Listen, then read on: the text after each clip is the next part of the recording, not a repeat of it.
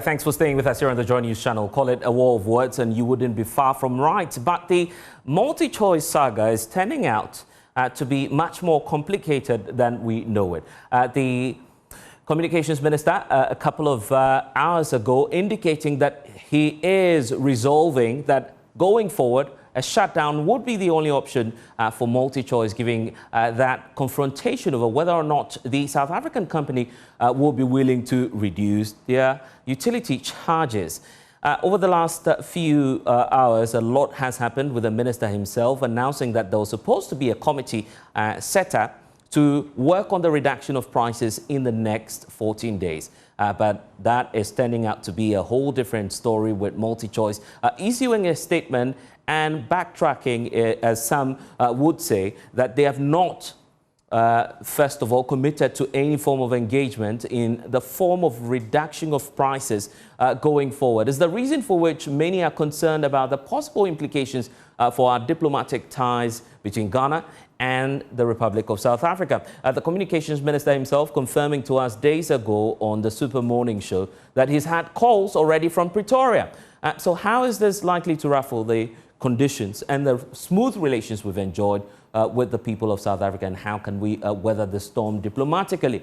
Joining us in studio now is Ambassador Designate to South Africa, Benjamin Kwashe. Thank you so much, sir, for spending time with us out of your busy schedule. You are here in Accra and all of this is unfolding right before your eyes. You have a lot to deal with once you get back to Pretoria.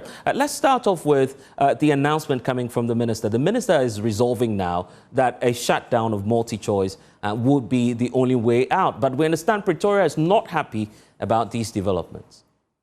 Listen, I think that this is something that can be resolved amicably. I have privy to information that indicates that Pretoria wants to negotiate whatever is happening. The Foreign Affairs Minister has been very instrumental in this, and I'm sure that the Foreign Affairs Minister have been having conversations with the Minister of Communications. I think what is happening is us all trying to get quality service at affordable price for our people. And so I'm sure that negotiations are ongoing. We would be able to resolve this. The forth and back with the statement the minister gave and what multi-choice have said this evening, I'm sure that we can streamline it into one thing, that whatever the regulator has asked that they should do, I'm sure that they are a business entity that will comply. Yeah. But I'm sure this is about negotiation, and the Foreign Affairs Minister has personally told me that he would ensure that the right... Per your regulations, you're not obviously allowed to divulge sensitive information, but our sources are indicating to us that Pretoria is not really happy about the manner in which this is being handled. It's been handled in the public, and for some, they feel that the public is being incited against their South African brand. Are you mindful of possible retaliatory measures by the South African government? Well, diplomacy. We would solve it. It's true, they've complained that we're doing it in the public domain. We should do this in the boardroom. Like I indicated, the Foreign Affairs Minister has spoken to them and have indicated that we'll solve it in the boardroom. Whatever is happening, if you've read the communique from the Communications Minister, it's just that he's enforcing what he believes that the regulator is mandated to do. And I believe that we have businesses. You see, what makes it difficult for some of us as diplomats is that we've just gone through orientation and we've been given KPIs. The KPIs, we need to achieve them because there's a reset agenda that has to do with diplomacy as well.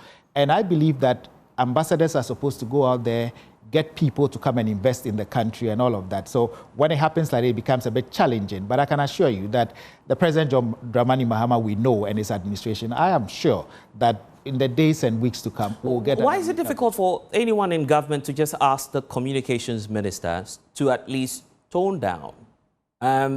Is it because he's confident that, well, this is the only way out? The Communications Minister is not just operating in a vacuum. He has indicated as to pricing policies in the sub-region. He believes that we are not getting value for money.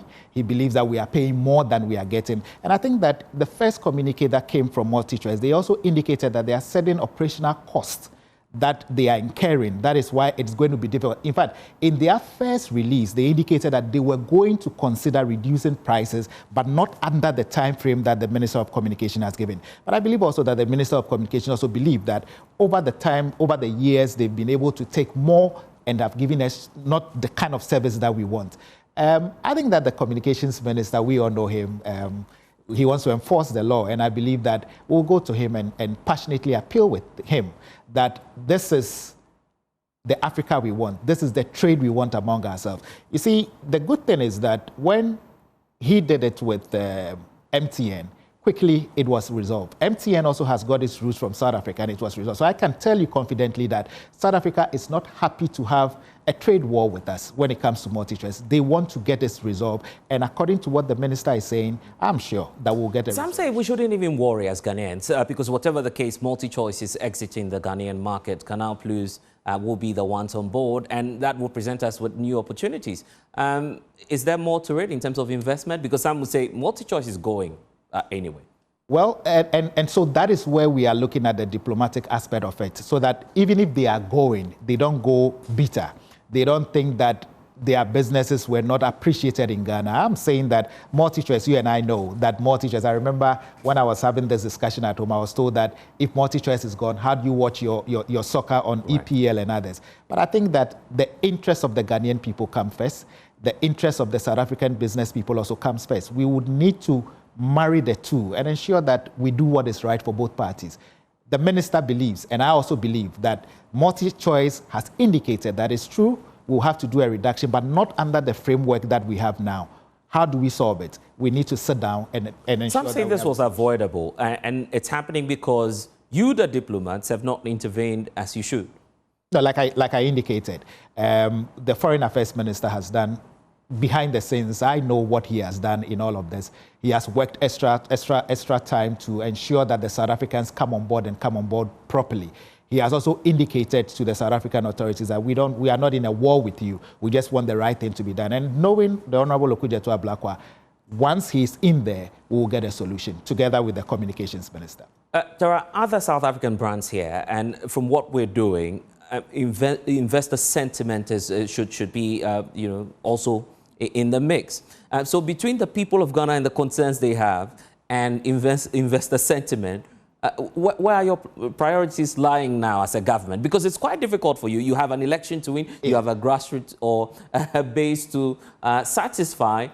Then you have investors also who would bring in the cash. Very well. So that is where we need to, again, go into this with diplomacy. I believe that South Africa is one of the biggest trading partners we have. I think the second biggest one. And so we ought to also tread cautiously because we've got a lot of agreements that we've signed with them. There's a BNC that we signed with them during the President Akufo-Addo era, things that we want to do that would inure to the benefit of both countries. You see, at the end of the day, when we are fighting and we make it look, now I'm hearing people call and say you are fighting, it doesn't speak well when it comes to... You've started receiving calls, I believe. Of course. And I have told them that there's no war. We are not at war with them. We are not fighting with them.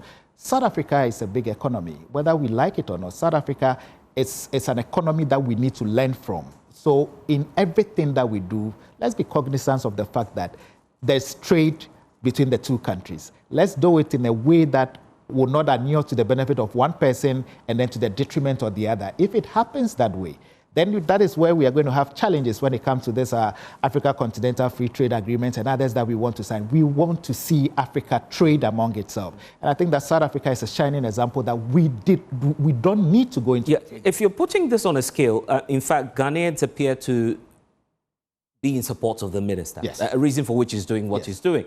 Then you have laws that makes us a free market. Yeah. So what's this thing about forcing, I don't know if that's the word to use, MultiChoice to beat down their prices? The minister is not forcing MultiChoice to beat down their prices. What I believe is that he has done price comparisons and he has seen that over time, whatever MultiChoice was charging the Ghanaian consumer was not up to that level. And he has compared that with what is happening in the other countries that MultiChoice is operating. What I believe is the problem as at now, if you ask me my candid opinion, is the timeline within which the minister is giving. MultiChoice is not saying we are not going to reduce, but they're also asking for an extended timeline. The minister says, no, we are doing it within this period of time. And I think that this would only be solved in the boardroom. This would only be solved between the two parties. And I think that the whole idea of us getting calls and saying that we are into a trade war, MultiChoice is fighting. Look, I have got calls to ask, South African business people why some of their entities left this country during the Nana Addo administration. And I believe that these were some of the things. They felt that the Nana Addo administration was forcing them to do certain things that was not going to inure to the benefit of their businesses. So they felt, let's pack and go. And that exit that ShopRite did in this country has affected a lot of people. There were people that were working there, Ghanaians, of course. And so I believe that in this age and era of business, and like the president has opened up Ghana to bring in foreign investments and others, we should tread cautiously when it comes. There are key Ghanaian businesses operating, in fact, some of them listed on the Johannesburg stock. So there's significant Ghanaian interest in South Africa as we speak. How do you intend to protect them? Should we have that? We're not hoping that it will happen. Unfortunate case, well, of course, South Africa will hit back. There will not be any retaliatory measures in this. I see a solution within the days to come. I see a solution. Like I said, I'm privy to information. The Foreign Affairs Minister has spoken to his counterpart from South Africa. We'll get a solution. We'll get a solution with both teams sitting down and finding a solution. We'll get a solution. Well, we're in a country where, of course, the president, a couple of days ago, he's gone to Singapore, he's been to Japan, and talking about bringing in investors. And part of his measure is that he wants to even take away this whole capital ratio and requirements and all of that, which has always been a bottleneck for investors.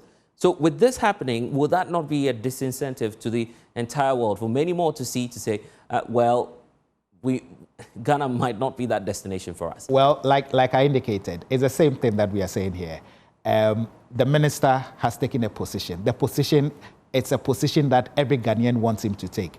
But we are also saying that we need also to protect the interests of the investor as well, because we are the ones who go out there and ask investors to come and invest in the country. I think our country and our economy is open up to foreign investors coming in. What we have to do is to streamline it in such a way that nobody takes advantage of the Ghanaian people. But I am careful to say, as we don't take advantage of the Ghanaian people, we should also protect the business interests of any other foreign entity that comes to operate in our country. How do we do so? There are laws. There are laws that govern us. I've looked at the directives of the communications minister. I think that they are in line. But what I'm saying is that to be able to grow as we want as a country, I think we should judge all with... The president is giving you a new KPI, and of course, we're just moving from that event. Well, of course, you're wrapping up the guidelines now and the marching orders from the president. You would now have to show up investment into this country. Countries, depending on how big they are, you now have new targets that you're supposed to meet according to the president. With what's happening now, are you certain that we will be able to drive more investment into the country from South Africa? Like I said, this is just a phase. There's no trade war. I don't see this to be a trade war. We've seen what trade wars are. I don't think that Ghana and South Africa are going to any trade war. We would solve it. The KPIs at the president, it's a novel thing that has never happened in our diplomatic relations. And over the 5-day period, we have gone through elaborate teaching as to what we need to do, driving that reset agenda when it comes to diplomacy.